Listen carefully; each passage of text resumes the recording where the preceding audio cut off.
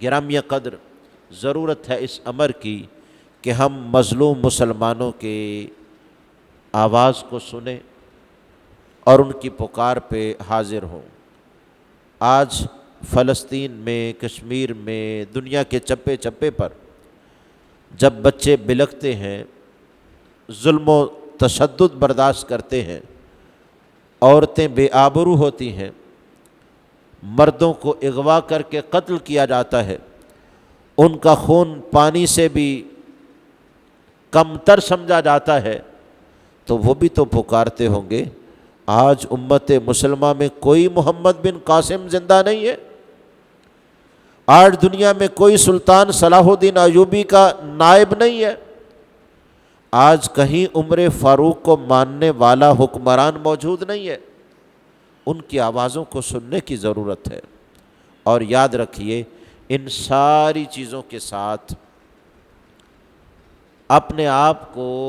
بزدلی سے نکالنے کی ضرورت ہے۔ وہ لوگ جو بزدل نہیں ہوا کرتے تھے، مسلمان تو بزدل نہیں ہوتا، طاقتور ہوتا ہے، لیکن آج وہ بھی بزدل ہو گیا،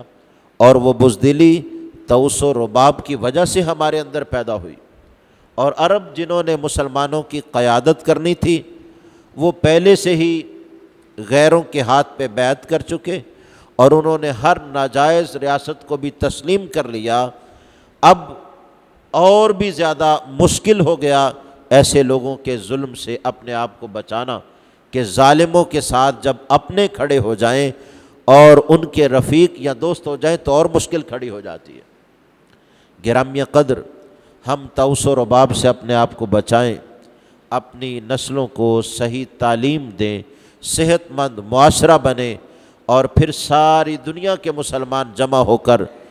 جہاد کی طرف راغب ہوں، کہ اسلام جہاد کے ساتھ ہی کامیاب و کامران ہوا اور فتح میسر آئی۔ یاد رکھیے اس سے ڈرنا اور بھاگنا بزدلی ہے، اور مسلمانوں کا کام بزدلی نہیں ہے۔ رب العزت جل وعلا نے ہم سے کہا وَتَرْجُونَ مِنَ اللَّهِ مَا لَا يَرْجُونَ، فرمایا تم جہاد کرتے ہو، اور جہاد میں تمہیں اللہ سے وہ امیدیں وابستہ ہیں جو غیروں کو نہیں ہیں۔ کافر لڑنے میں بھی بزدل ہوتا ہے، اور وہ اپنی زندگی کے لیے لڑ رہا ہوتا ہے، اس کے لیے مرنا ڈرونا خواب ہوتا ہے،